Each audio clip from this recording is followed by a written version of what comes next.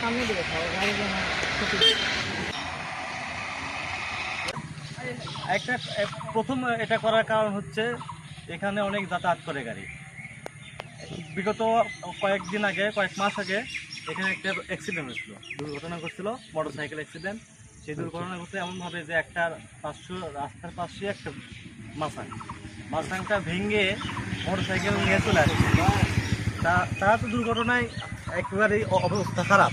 তারপরে যে ওখানে লোক ছিল না, এটা একটা সৌভাগ্য যে আল্লাহ আমাদেরকে বাঁচাচ্ছে। যদি থাকতো তাহলে দুর্ঘটনা আরও অনেক ক্ষতিগ্রস্ত হতো। তো পরে পোলাপান এখানকার যুবক ছেলেপেলে এলাকার তারা উদ্যোগ নিল যে মাছাং ফেলানো লাগবে, সেটা কোথায় ফেলানো হয়। তাই এর মধ্যে থেকে কিছু ছেলে বলতেছে যে গাছে ফেলালে ভালো হবে, দুর্ঘটনার থেকে বাঁচানো যাবে। আবার কিছু পোলাপান বলতেছে যে ওখানে তো ওরা খুব ক্রাইসিস হবে। তো তখন বলতেছে যে ওটা ক্রাইসিস হলে তো আরও ভালো, যে ছোটো ছোটো পোলাপান উঠতে পারবে না এবং বৃদ্ধা লোকগুলো উঠতে পারবে না।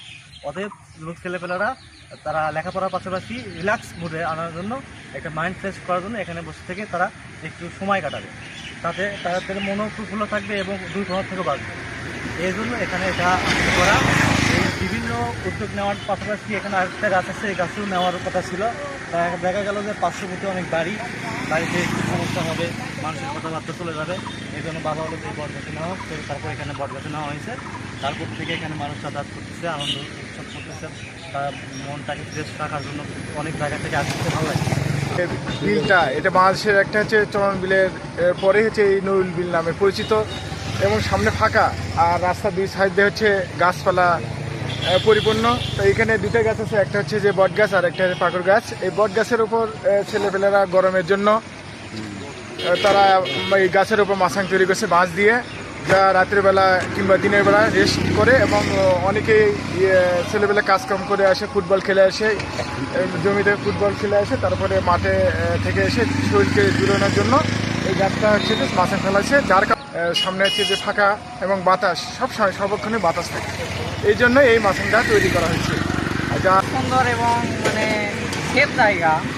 এই জায়গায় মাঝে মাঝে কিছুদিন পর পরে কন্টেন্ট ক্রিয়েটর আসে, ইউটিউবাররা আসে, বা অনেক সময় সাংবাদিকেরাও আসে। আপনার নুরুল মৌজা হিসেবে গণ্য আছে এবং এখানে সরকারি খাত জমিও আছে।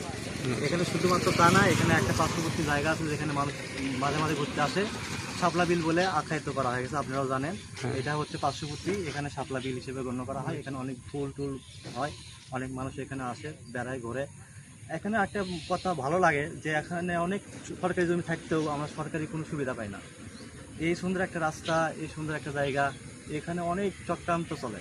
বিভিন্ন যে মুভমেন্ট পার্ক আছে, তারা অনেক সময় নেওয়ার জন্য চেষ্টা করে।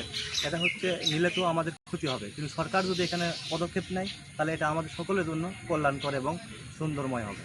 যদি এখানে আরও উদ্যোগ নেয় অনেক লোকজন, তাহলে এখানে অনেক ভালো রিসোর্ট বা ভালো জায়গা করা সম্ভব, উন্নত করা সম্ভব, কর্মস্থান করা সম্ভব। সরকার যদি ভালো দেখে, এখানে অনেক জমি আছে, 1200 বিঘার মতো সরকারি জমি খাত জমি করে আছে, যেখানে কোনো মানুষ কোনো লাভ হচ্ছে না, কোনো ফলপ্রসূ কোনো কাজ পাচ্ছে না।